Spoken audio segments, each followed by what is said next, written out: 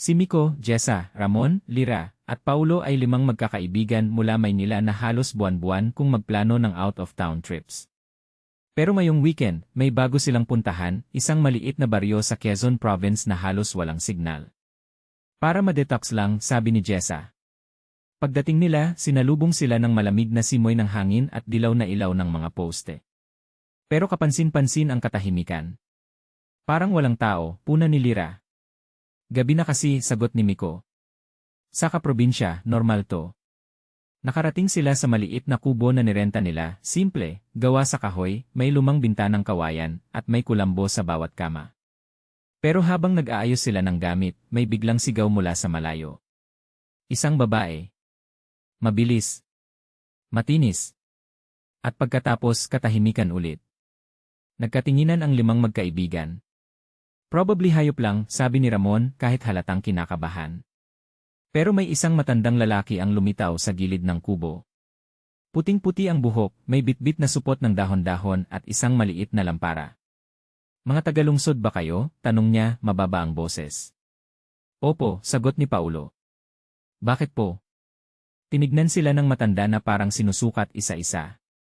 Kung ako sa inyo, hindi ako lumalabas pagpatak ng 8:00. Masama ang gabi ngayon. Bakit po? Tanong ni Jessa. Pero hindi na sumagot ang matanda. Tumalikod dito at naglakad palayo. Nag-dinner sila ng may halong kaba, pero binaliwala nila, baka multo-multo stories lang ng matanda. Pagsapit ng 8:00, napansin nilang nagdilim ang paligid ng sobra. Wala ring buwan. Tapos, Lie! Lie! Lie! May kumatok. Pero hindi sa pinto. Sa dingding. Uy, sino iyon? Bulalas ni Lira. Tahimik. Tapos may gumapang na anino papunta sa bintana, mahaba, payat, at parang hindi tawang kilos. Baka kambing lang or something, bulong ni Ramon, pero nanginginig ang boses. Maya-maya pa, may kamay na dumampi sa bintana. Mahaba ang kuko. Dry ang balat. At dahan-dahang tumutuklap ang kawayan habang sinusubukang buksan. Putang, takbo sa loob, sigaw ni Miko. Nagtipon-tipon sila sa gitna ng kwarto. Narinig nila ang pag-ikot ng kung anong nilalang sa labas. May pagaspas. May pagngasab. At mula sa kisami may tumulong dugo. Dugo. Mula sa isang bangkay ng manok na isinabit sa bubong. Nagmamarka sila, bulong ni Jessa, takot na takot. Takbo. Biglang may malakas na tadyak sa pinto. Pagkatapos ay isang sigaw. Buksan niyo. Bilis. Agad nilang binuksan, at tumambad ang matandang lalaki mula kanina, pero ngayon ay may hawak na sangkap, buntot pagi, at mga garapong may langis. Ako si Mang Lito, sabi ng matanda. Albularyo ako dito. At sinusundan kayo ng mga nilalang na matagal ng gutom. Aswang, tanong ni Ramon. Hindi sumagot ang matanda, pero seryoso ang tingin. Lumapit kayong lahat. Bilisan nyo. Pinahiran niya sila ng langis na amoy luya at kung anong dahon na sobrang tapang. Nilagyan niya rin ng pulang guhit ang mga noo nila. Proteksyon yan, paliwanag niya. Pero hindi sapat kung papasok sila. Papaano po namin malalaman kung papasok sila? Tanong ni Lira. Sa labas. Isang mababang ungol na hindi galing sa tao. At kasunod noon, isang boses na parang babae pero sobrang sabog. Paalayso kami. Napahawak si Jessa sa bibig niya. Diyos ko. Naglabas si Mang Lito ng isang maliit na garapon. Nagniningning ito na parang may apoy sa loob.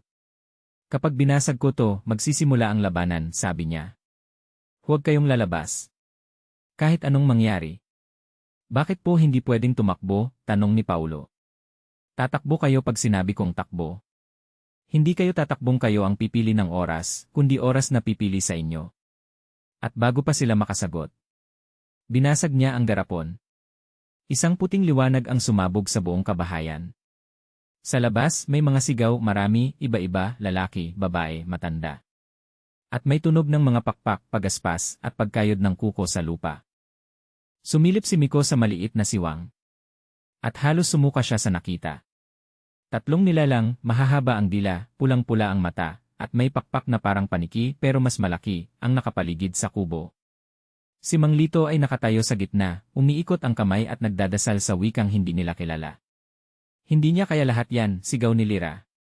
Isang aswang ang biglang tumalon papunta sa bubong, diretsyo sa kanila. At doon na sumigaw si Mang Lito. Hindi na sila nag-isip. Binuksan nila ang likurang pinto at tumakbo papunta sa gubat. Ngunit ang dilim, sobrang dilim. Halos wala silang makita. At sa likod nila may mga aninong sumusunod. May pagaspas. May tunog ng paglapag. May mga yabag na hindi pantao. Dito, sigaw ni Paulo, tinuturo ang maliit na tulay papunta sa kabilang bahagi ng bukid. Pero bago nila marating, may humarang sa unahan, isang babaeng naka-duckwalk, nakangiti ng sobrang lapad, tumutulo ang itim na laway. Tayo na ang gusto namin, hiss. Pero bago sila makuyog, may tumamang maliit na sibat sa likod ng babae. Nagsiklab ang katawan nito at nangisay. Si Mang Lito. Sugatan, hinihinal, pero buhay. Sa likod ko. Bilis, sigaw niya. Nag-ipon ulit ang mga nilalang. Parami ng parami. Hindi ko sila kayang tapusin lahat, sabi ng matanda. Pero kayang kong buksan ang landas palabas. Bigla niyang hinampas ang lupa ng isang bote. Sumabog na parang kidlat ang paligid at nagkaroon ng makitid na daang may liwanag. Takbo, utos niya. Huwag kayong lilingon. Tumakbo silang lahat. At sa likod nila. Ang huling sigaw ni Mang Lito. At mga sigaw ng mga nilalang. Nakarating sila sa highway kung saan may dumaraang truck. Sinakay sila ng driver at hindi na sila lumingon muli. Pagdating sa Maynila, hindi sila nag-usap-usap agad. Lahat sila ay tila nabura ang ngiti, ang tapang, at ang saya. Pero isang gabi, habang papalabas si Miko ng kondo niya, may naamoy siyang langis. Hindi ordinaryong amoy. Amoy luya. Amoy ng proteksyon. At mula sa salamin ng sasakyan niya, may pulang guhit pa rin sa noo niya. Matagal na dapat itong nawala. Nakaramdam siya ng malamig na hangin. At mula sa madilim na eskinita. Mikoy.